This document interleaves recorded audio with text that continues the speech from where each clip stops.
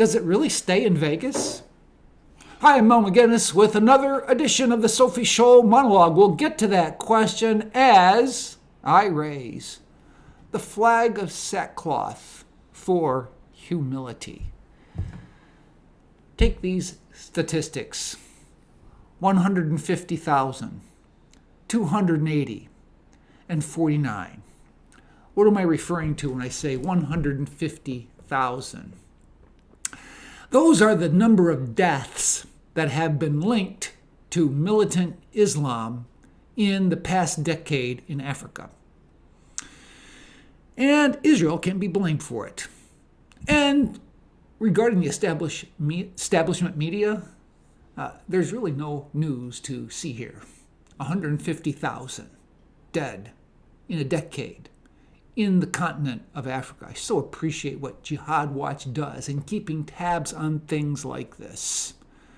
I heard another group. In fact, Everett Piper, when he was here a couple programs ago, mentioned that his program called The Rebellion is sponsored by Equipping the Persecuted. I listened to a podcast that Everett did with the leader of that group called Judd Saul.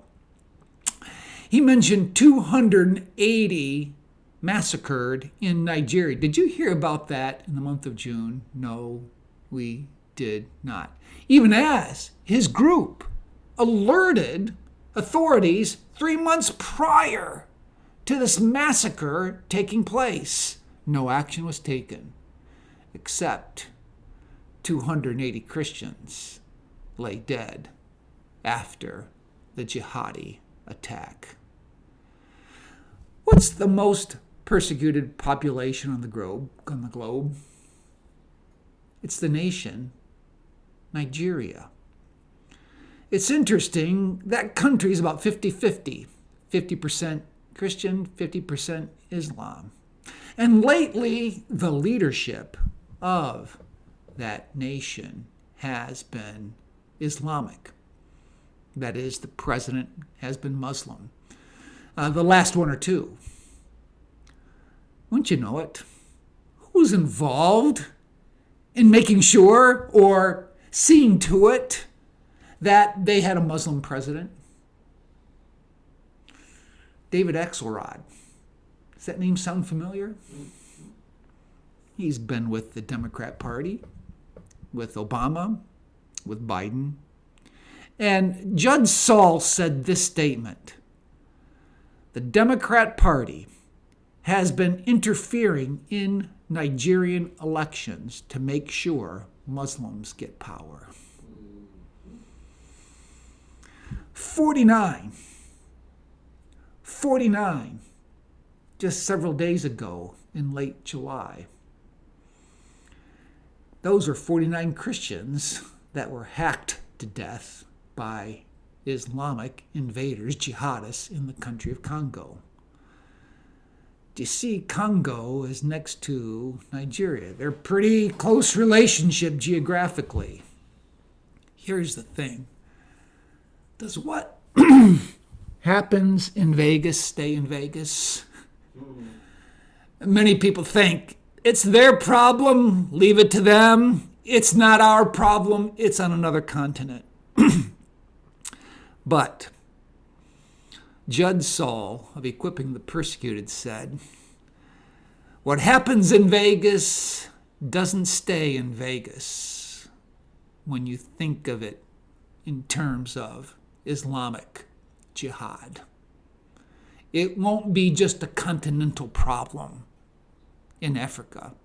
It's been there in the Mideast. It's happening in Europe. It's creeping in the United States. It must be addressed and confronted. We can't think that it'll just go away and remain halfway across the ocean. We need to act in a way that recognizes this issue is a major global issue. Now, Judd Saul said, there are Christians saying, but when persecution happens to the church grows. He said, don't get too excited about that. Because wherever there is Islamic domination, the church hardly grows. Meaning we've seen it grow in communist countries, like we observe in China and in other places.